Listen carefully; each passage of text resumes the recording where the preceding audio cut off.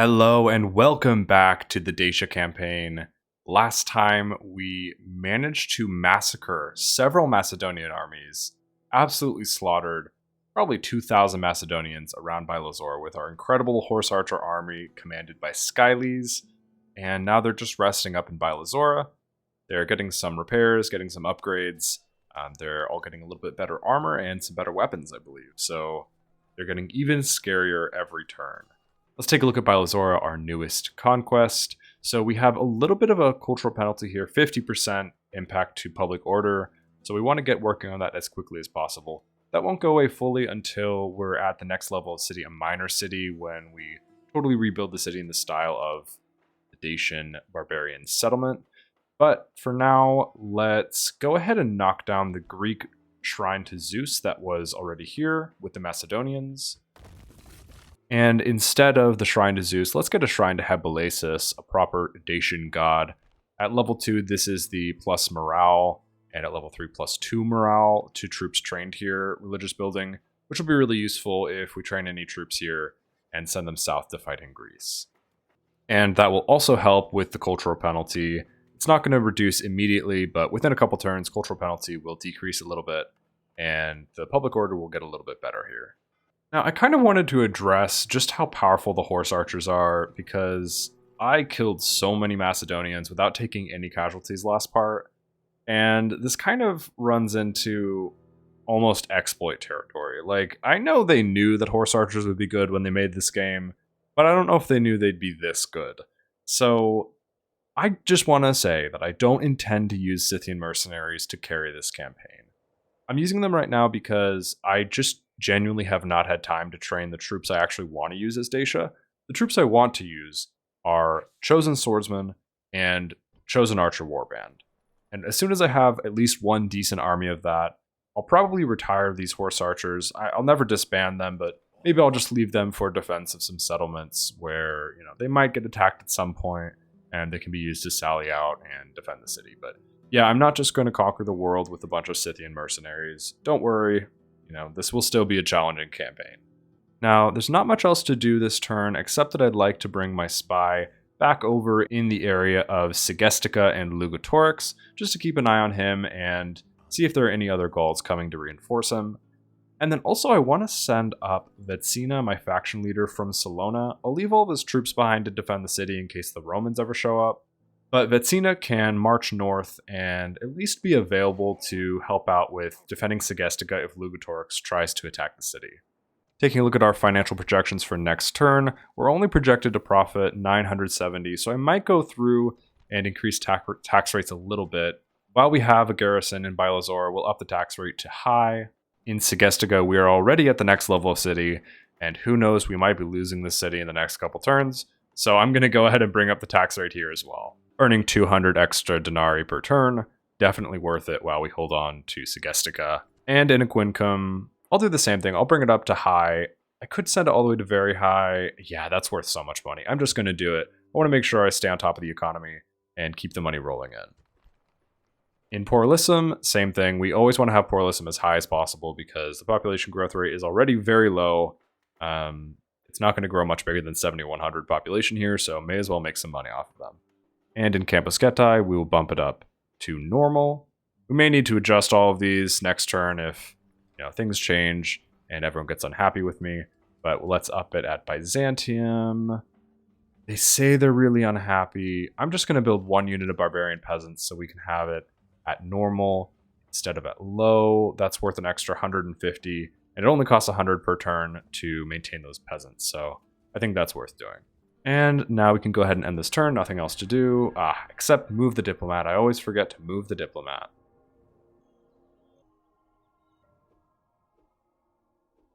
And speaking of the diplomat, the ship that I built in order to transport him is just sitting here, and it costs 70 upkeep per turn. Since it only costs 540 denarii to train a new one, if I'm not going to use this in the next 8 turns, I may as well just disband it, and then build another one when I need it. At some point, I would love to go pick up Cydonia, but I don't really have the troops for it right now, so I think for now I can go ahead and just disband this ship. In Byzantium, I am going to have to bring down the tax rate because they're just very unhappy here, unfortunately. But yeah, let's move this diplomat. I'm looking for an Egyptian, anyone from the Egyptian faction, because I want trade rights with them, but I haven't found them yet.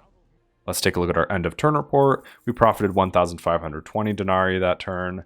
And let's take a look at our projections for next turn. Wow, projected to profit 6,000 denarii for next turn. So we're doing really well financially. We can definitely spend some money. And we're going to have to because we just completed a whole lot of stuff, including 2 city upgrades. So let's take a look at Campus Ziaziges. We got a stockade here. And somehow the Scythians have maneuvered their way to be behind the city. This is why I built that practice range a few turns ago, so I can build Archer Warband here when I need to. And I guess I need to. I will go ahead and retrain these barbarian peasants to get some extra strong daggers, thanks to our Sacred Grove of Zalmoxis. And I will come back to defending Campus Ziaziges in a little while. Let's go ahead and do all of our upgrades first. So I think it's important to build a meeting hall here. We never want a tavern, and a trader would be worth a grand total of 13 denarii per turn. So not even worth doing. Let's go ahead and buy a meeting hall in Campus Ziaziges. In Tylus, we have finally upgraded to a minor city, so we can build a Hall of Heroes, we can build an archery range, we can get that 3rd level Sacred Circle of Habilisis, or a shipwright. Let's take a look at a shipwright, how much money this would increase our trade by. About 200, which would be nice, but we're at war right now, so I think it's more important to get some military buildings. And honestly, since we have a Hall of Heroes and an archery range in Porlisum, I think it'd be good to get a Warlord Stables in Tylus, just because we don't have any good cavalry yet. I'd love to be able to train some Barbarian Noble Cavalry, because we don't have any heavy cavalry yet. And let's take a look at that Barbarian Noble Cavalry. Attack of 9, defense of 15, 6 of that is from armor, and a charge bonus of 7 with good morale. These are very good heavy cavalry, so I'm very excited to have those. I'll keep sending the reinforcements that I have for Bylazora from Byzantium, and next turn they will arrive in Bylazora. And Scylurus and his little bridge troll army is coming together nicely here. Honestly, this would not be a bad army to send up to defend Scythia. So let's march north to defend against the Scythians. Campus Ziaziges is relatively undefended. Looks like they only brought 2 units, but we're only going to have 1 unit of Archer Warband here, so probably won't be enough to defend the city unless I bring back Scylurus. Just in case, I will send this spare unit of Chosen Swordsmen to try to make it to Campus Ziaziges before next turn. And in Porlisum, we'll train up 1 more unit of Chosen Swordsmen. We're going to have a nice backbone for an army that Scylurus can use potentially to counterattack against the Scythians if they really want to declare war right now. And speaking of the Scythians, they have a half-stack army sitting outside of our northern border, and again, I'm feeling like I don't have enough troops manning these bridges. So I think I'm going to have to send... I think they have more strength by the north bridge than the south bridge. Let's send the Barbarian Cavalry and Warband permanently to the north bridge. They're just going to live up there. And I'll build 1 Volksman unit and 1 Barbarian Cavalry unit in Campus Getae, and I will send them to reunite with Captain Idandrisis to guard the south bridge. Next up, Segestica has also grown to a large town and was not besieged by Lugatorix, surprisingly. So what do we want to build here? We want to defend the city. Honestly, a meeting hall would not be a bad idea just to get some Volksmen here, but first let's build a stockade just to defend the city a little bit better if we get attacked by Lugatorix. And I will deal with Lugatorix in a little while. Let's check out a Quincum first. We have our land clearance here. Let's go ahead and build a shrine to Bendis to improve farms and food production, which will help with the growth rate of a Quincum, get it growing a little bit faster. In Bylazora, we have our shrine to Habilisis level 1, and let's see if that helped out with the culture penalty a little bit. It brought it down 5%, so that's helpful. We'll go ahead and build the level 2, which will help a little bit more with public order, get that morale bonus for any troops trained here, and we'll bring down the culture penalty as well. Now, before I deal with defense matters, I had shown you Tylus back when it was a large town in the Greek style, and we had that huge culture penalty. That culture penalty is down to just 5% because it has grown to a minor city in the barbarian style. So let's take a look at that city, and we can see how it's changed now that it's a minor city. So whereas before it was full of these very boring Greek-style buildings, it had a Greek-style wall, we've completely rebuilt the city. We now have this fun, curvy, barbarian-style wall, and all these nice barbarian houses. So yeah, that's why our culture penalty is gone. It's now a nice, proper Dacian city. Amazingly, a Spanish diplomat has made his way all the way out here to Dacia. I don't know why, but go you. I mean, I guess I would like your map information. Who knows? Maybe they're doing really well. But yeah, they haven't spoken to us yet, so maybe they're going to go up here to the Convention of Diplomats.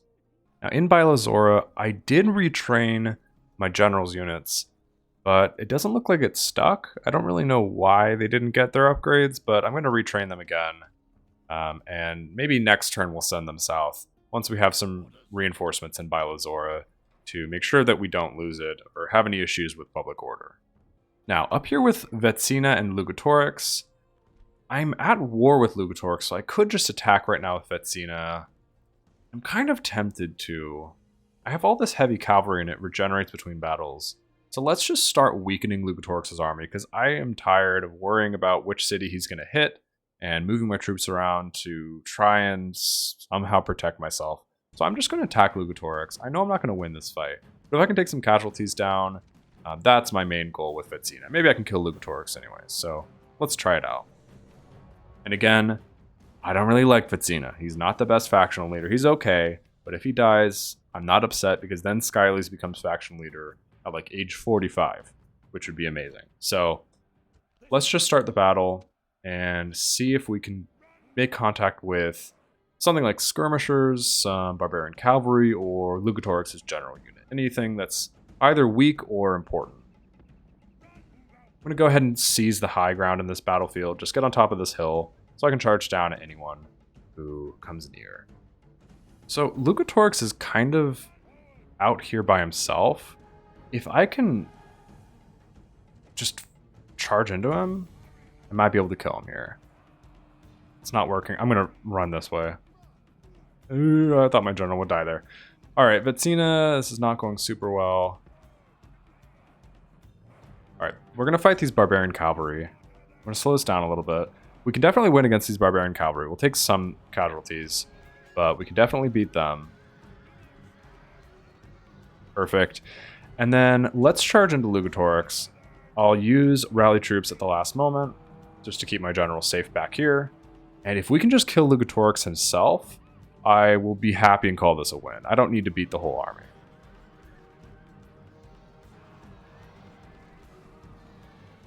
But we are kind of getting overwhelmed here. Let's back up. I'm just going to flee the battle if I can, if my general can make it away without dying. And we'll just call this a successful attempt at killing Lugatorix.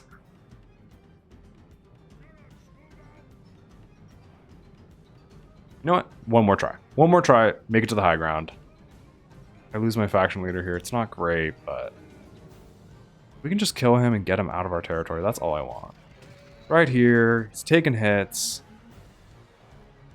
Come on. So close. Alright, he's fleeing. I'm fleeing too. Let's see if we can make it out. Didn't lose our general. And we killed 147 of them. That's not too productive of a result. But we didn't lose our general, so it's okay. And I was going to walk him back to Salona anyways, so he just speed walked there. I don't think he picked up any bad traits from that. No. So, oh, he has been in the wars anyways. So he's pretty tough. He can handle it. Honestly, I wish I could hand off these incredible retinue, armor, and famous warrior before I lose Vezina. Maybe I should be a little more careful with him. That might make one more swing at Lugatorix's army, because look how much damage I did to this barbarian cavalry unit. That's like 1/10 of the army gone, so they can't take many more blows like that. Alright, let's go ahead and end the turn. There's nothing else I can do this turn.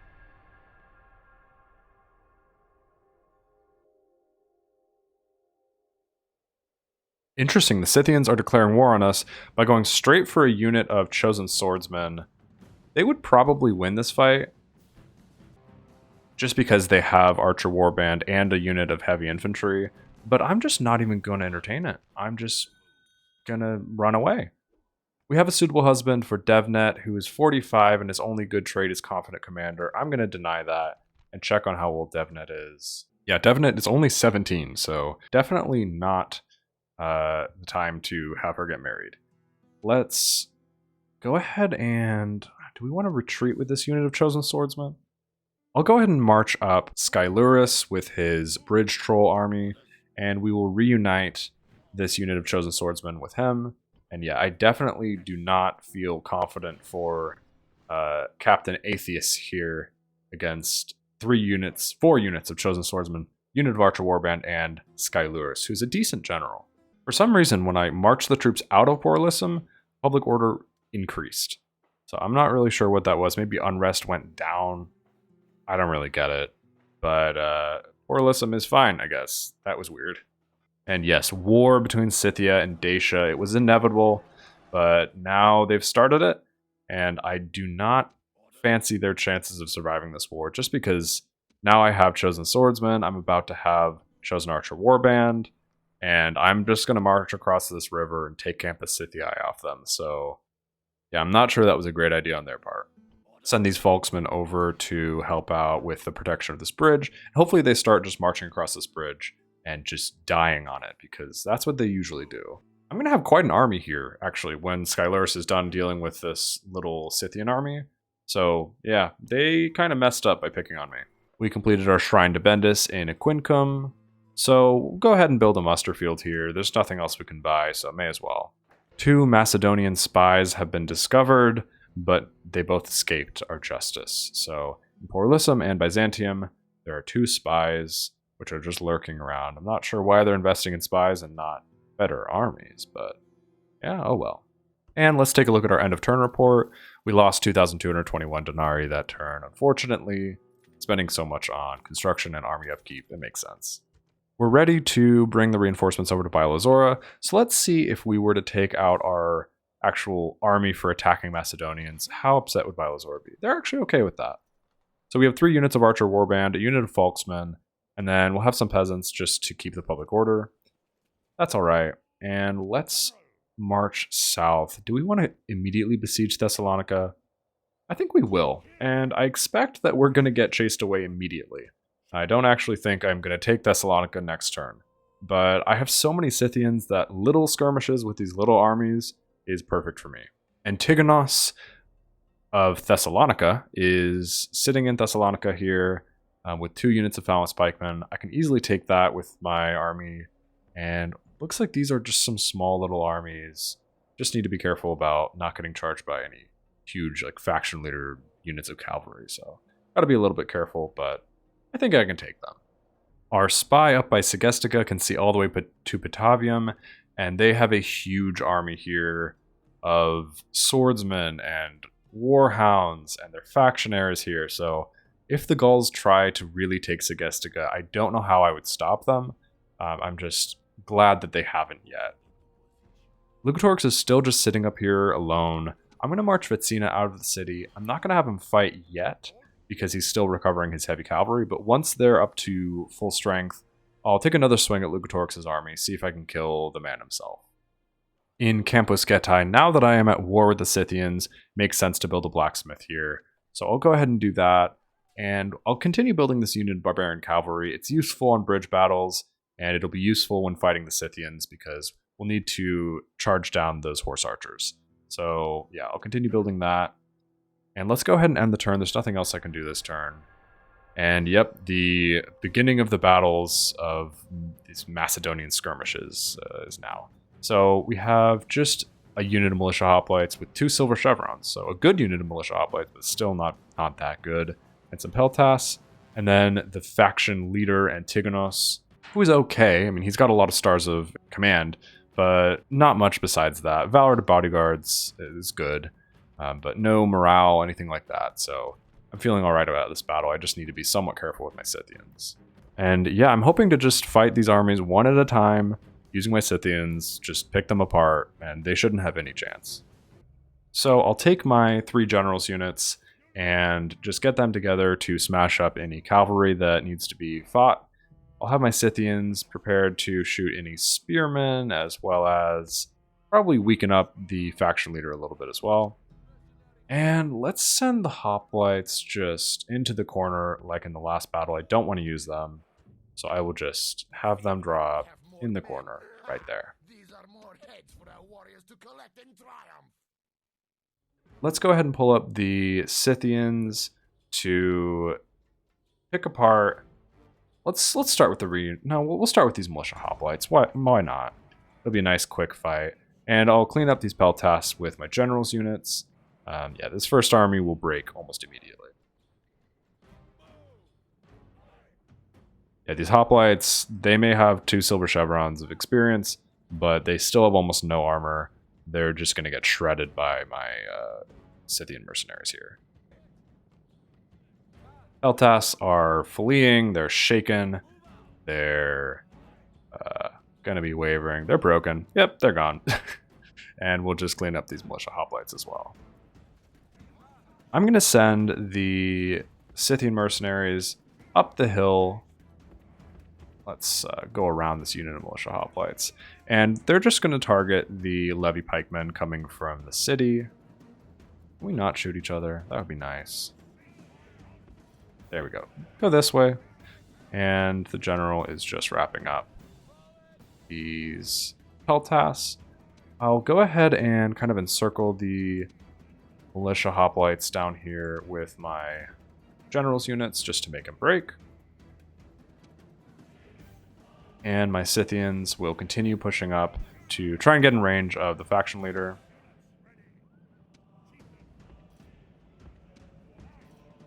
And I'm just continuing to wrap around the spear militia, the militia hoplites, I mean. They're eager for now. They won't be for long. Let's go ahead and turn to fire at will with my Scythians and keep the generals at a nice safe distance from these hoplites. Let's go ahead and charge into the rear of these hoplites with both of these units. They are shaken, wavering, broken, perfect, and we'll wrap them up. Now our Scythians, they're a little bit exposed, honestly, here. They got a little too close to the phalanxes, but I don't think they took any casualties, so just continue firing at these phalanx pikemen. The enemy warlord is dead, slain by your brave warriors. And any shots they can land on the general's bodyguard, that's the main thing I'm worried about. These pikemen will never actually catch any of my cavalry, so they're not really a threat. The main thing is these general's bodyguards are actually a threat. 84 heavy cavalry is scary.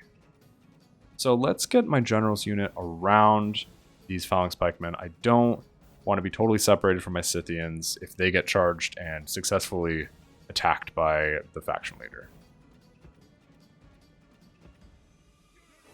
Alright, so go this direction, just get away from the phalanx pikemen, and I'll have the Scythians continue firing at the general's bodyguard. General's bodyguard is down to 75, so that's nice.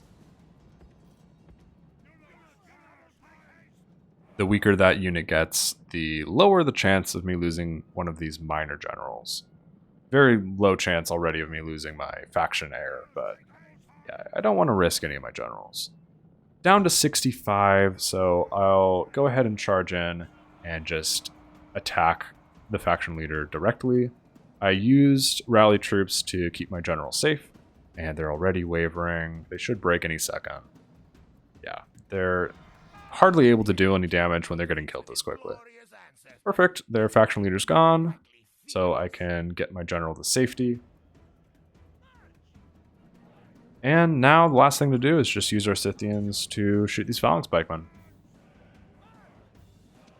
And also this unit of phalanx pikemen. And if we're lucky, we'll get up to silver chevron experience with all of these units of Scythians. I don't know if there are quite enough enemies on the battlefield for it, but I will certainly try. And I'll go ahead and speed this up. No need to sit and watch this.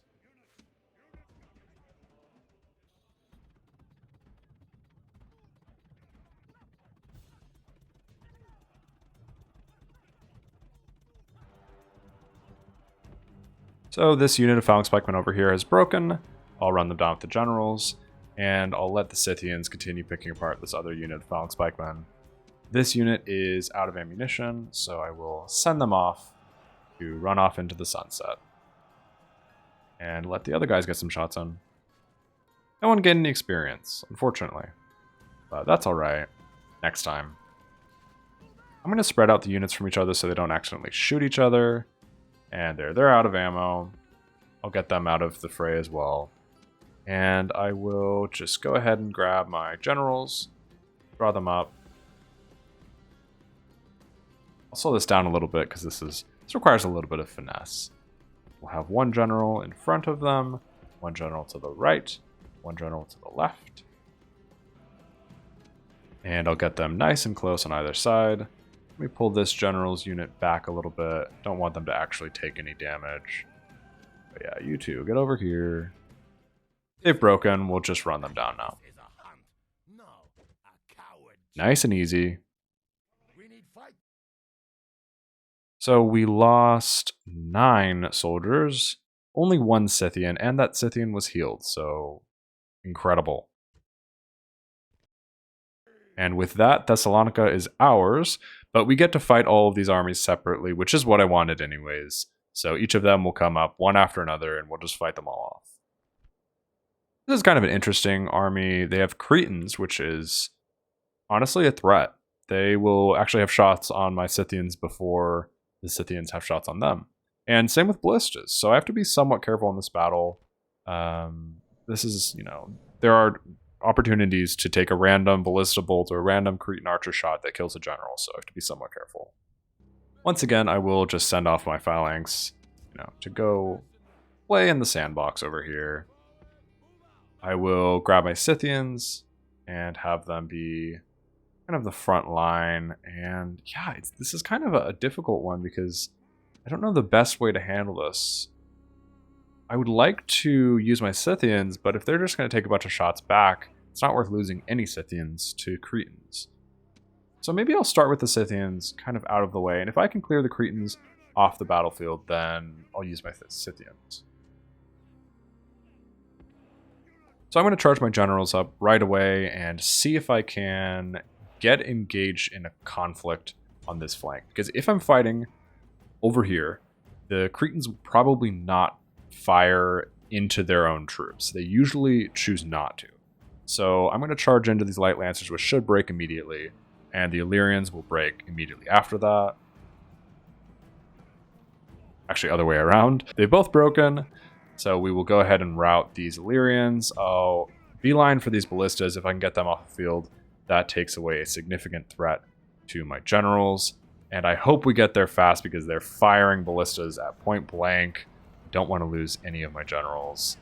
So come on, kill these ballistas. Definitely don't want to lose Scyles. I'd be alright with losing these other guys, but yeah, there we go. One, it's broken. The other is shaken. Okay, other one is broken. If we can just ride them down and then get out of here, I'd be happy with that. Honestly, they're not really defending their Cretans, so if I can charge into the Cretans right now and break them, I would feel much more comfortable using my Scythians. These mercenary peltas will break immediately because there's only 8 of them. No? No? They're not breaking. Wow. Shocking. Alright, charge into the Cretans. They have almost no defense, which makes them very bad at getting charged into. Just ride them down. They're shaken. They're broken. Perfect. So now the only threat is gone, basically. And I can go ahead and start hunting the General's Bodyguard with my Scythians, now that there's no more threat of losing Scythians. And now I need to just not lose a general to a random volley of Illyrians or something. So I'm going to get my generals out of here and let the Scythians do the work. I'm going to draw up the Scythians nice and wide because I don't want them shooting each other. And I'll just let them fire at will. Oh, not you mercenaries. Go play in the sandbox. And yep, we'll just let them skirmish. Let them fire at this general's bodyguard. And yeah, they'll do nice damage to them. Over here, we can go ahead and kill these light lancers because there's literally like 10 of them. And I have 3 generals units here. They have great morale, by the way, in this army. I don't know why. They're like, when there are 10 of them, they can take a full charge and it takes 10 seconds for them to break. So good on them. Let's get our generals back a little bit. Don't want to take any casualties. Over here, the general's bodyguard is taking a lot of damage. The Greek-style generals, I think they have some of the worst armor of any general's unit in the game. And you can definitely see it here. They are getting shredded. Down to 28 and falling. This unit, Scythians, why did you just take damage? I don't even know how you took damage there. I'll have you fire these mercenary hoplites. Just start working on them.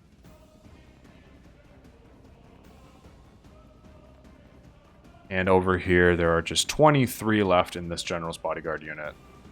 So, yeah, nice and weak. I'll use my generals to clean up these really weak units of like Thracian mercenaries, Illyrians, that kind of stuff. And this general's bodyguard unit is just running back and forth between my horse archers, getting shot from all sides. It's not pretty for them. I'm going to have this unit of Scythians just get out of the way. Okay, my generals almost just charged into a phalanx. It's a weak one, but I still don't want to lose my factionaire, so don't want to do that. And in the general's unit, there are only 9 left. So sad. Yeah. Keep firing at them. Not you, mercenary hoplites. You go play in the sandbox. Yeah, 9 left here. I will deal with these Thracians real quick. But no, probably not the militia hoplites. I don't need to charge them. Yeah, get out of there. General is down to 8. They're very tough. They're taking their shots well.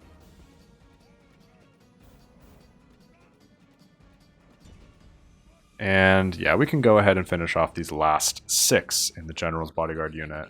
Just run them down with this general. Want to make sure we kill him. Perfect. Ran him down. So their general's dead.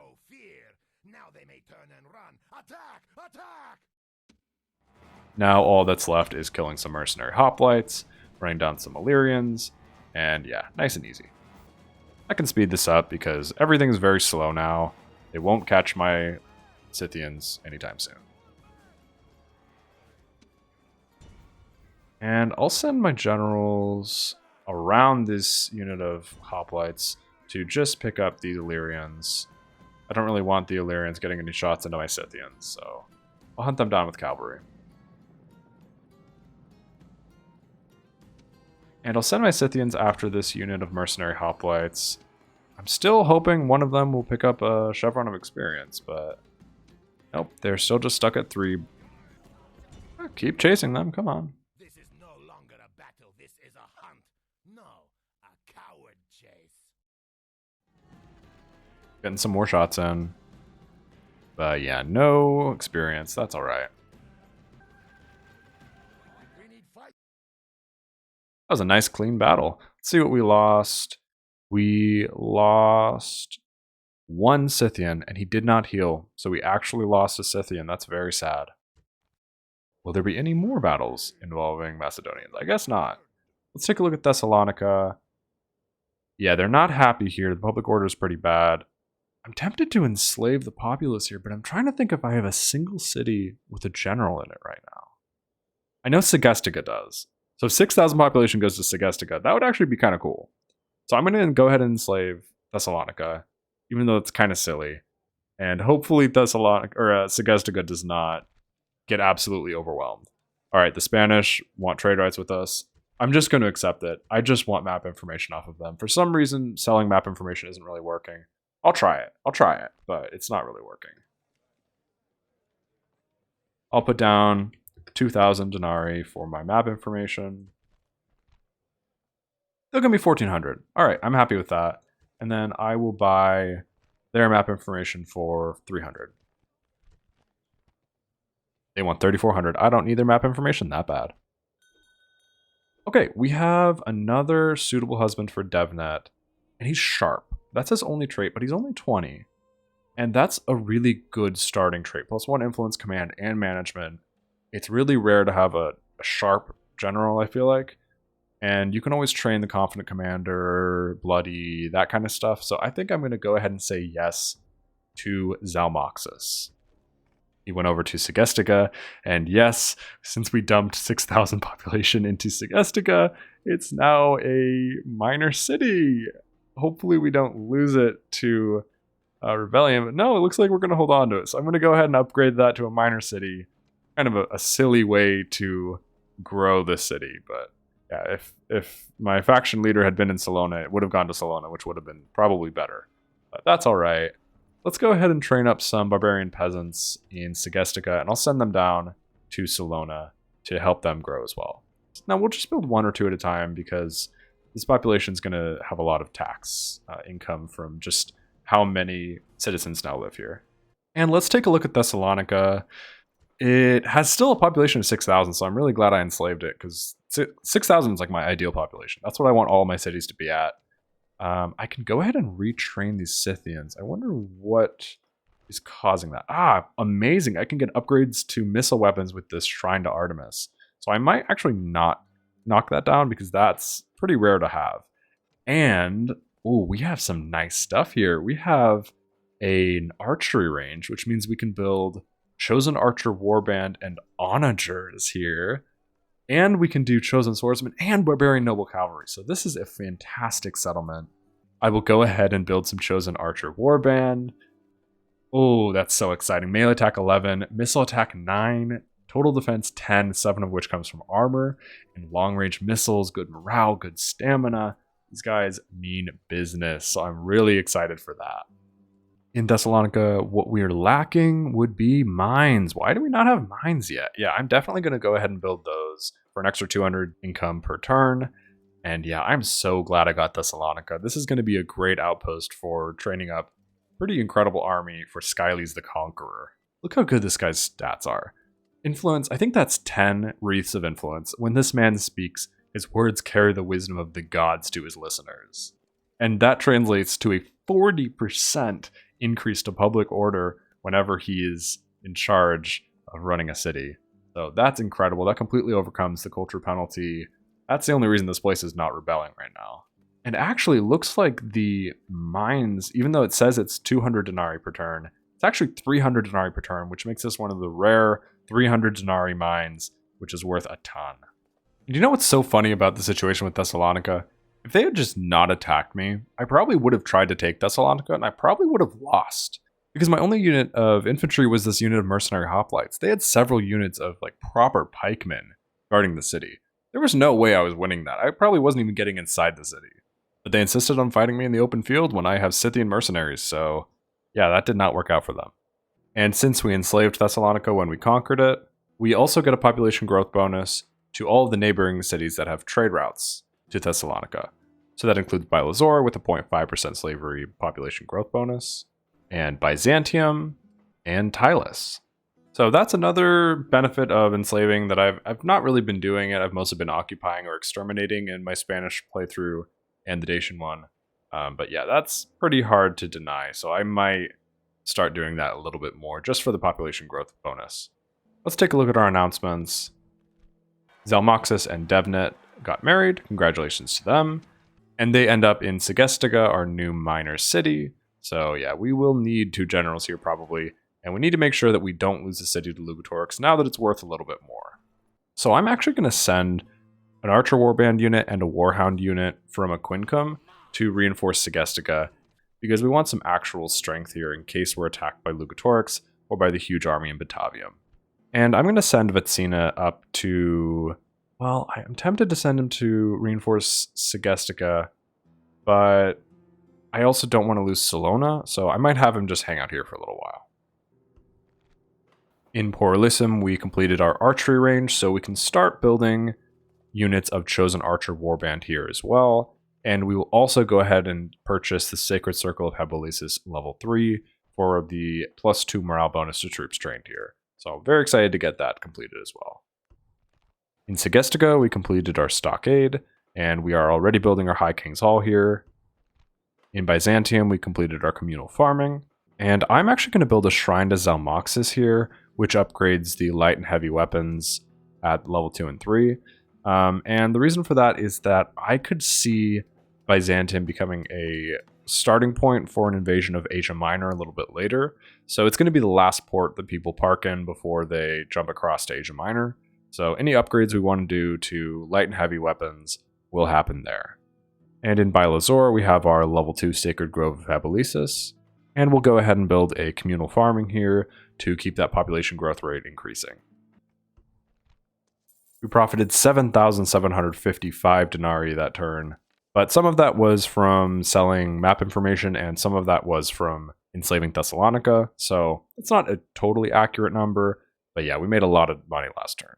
I could attack Captain Atheus here with Scylurus, but next turn we're going to have our first unit of Chosen Archer Warband, and we'll be able to test them in the field, so I'm actually going to hold off on destroying the Scythian army until we have those Chosen Archer Warband, because I want to see how they perform. The last thing I'll do real quick is clean up Captain Musaeus, this rebel army here, just with Vezina, so he can get back to Salona. It's just a unit of peasants. And with this much heavy cavalry, it's just one charge and it's all over for the peasants. Yeah, not exactly a fair fight. We'll let him continue running them down just in case he gets any experience from this battle. But yeah, this will be nice and quick.